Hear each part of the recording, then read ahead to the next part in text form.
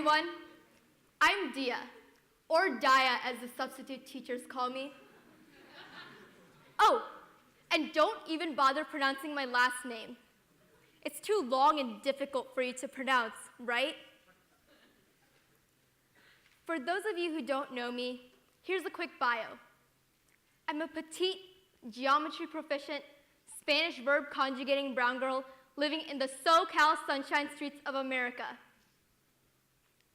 I'm fluent in 3 languages: English, Bengali, and sarcasm. My passport claims I'm Indian, but my personality and odd fashion sense scream American. Now, contrary to the opinion of many, I despise eating curry almost every single day for lunch and dinner. It sure does get tiring after a while. I'm not very religious either. I don't go to the temple every other weekend or pray to God the night before most tests. And sorry to break your heart, Mom and Dad, but I don't even want to be a doctor.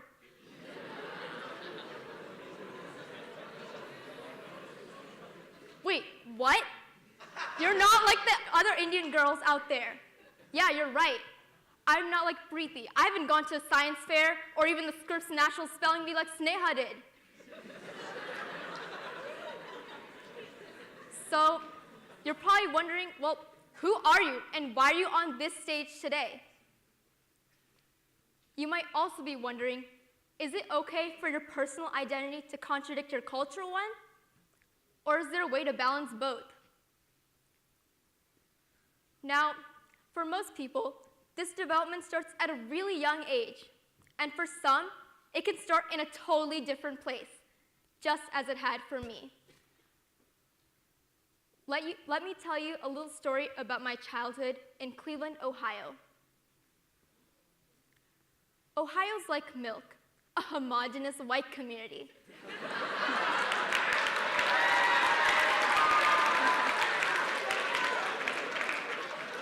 I don't think I knew a single Asian, Hispanic, or Black person growing up. So, for the majority of my childhood, I was the only colored person amongst my identical peers. Now, since day one, I knew I was different from everyone, besides skin color, of course.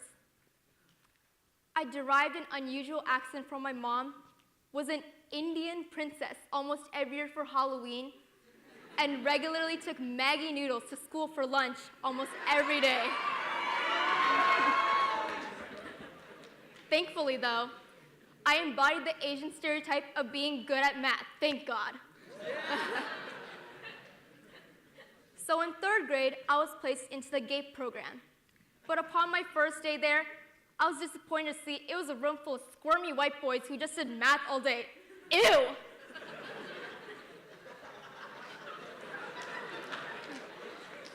Now, being the only colored person and female girl, just girl,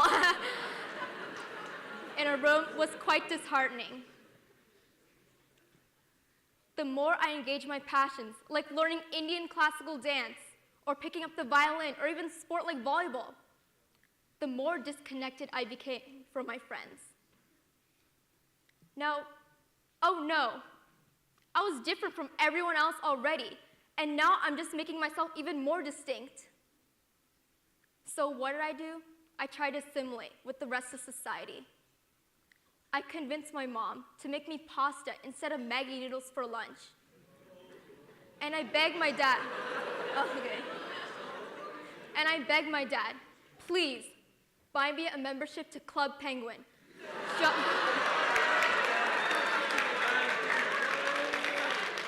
Just so I can go online and play with all the cool kids. I followed eccentric fashion trends just to be recognized as pretty by my friends. And I finally got socially accepted for once. How sad. I even stopped speaking Bengali at home in hopes to get rid of that accent I so dreaded. In just a few years, I lost a huge chunk of my personal and my cultural identity. Now, that all changed in the fall of 7th grade, when my parents told me we were moving to a place called Irvine, California. How great!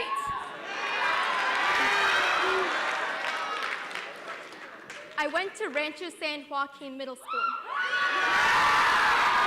which, to my surprise, was 99% Asian. What?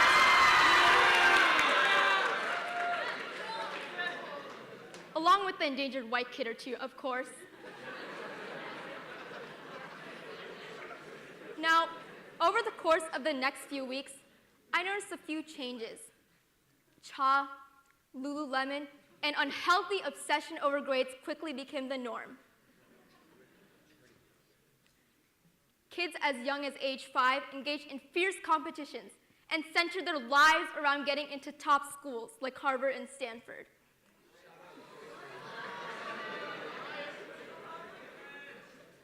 Forget milk.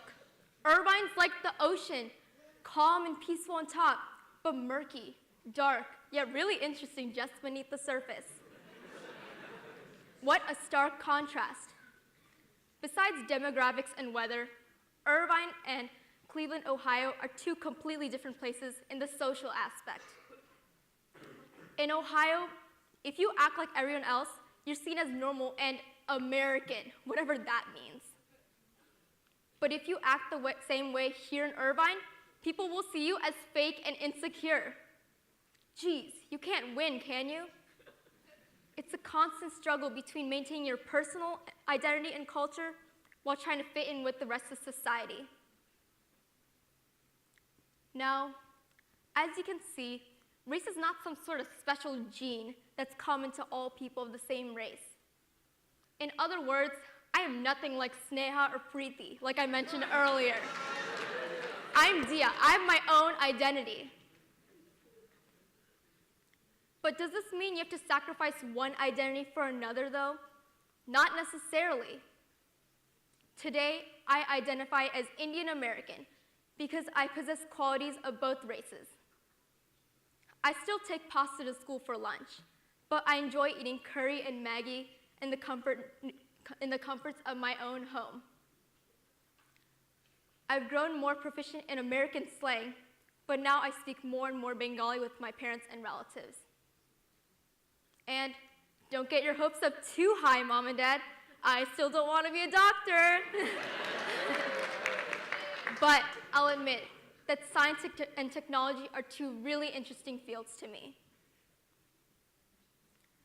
To be completely honest, if I never left the shallow milk bowl and took the plunge into deep ocean waters of Irvine, I would have never evolved into the person I am today.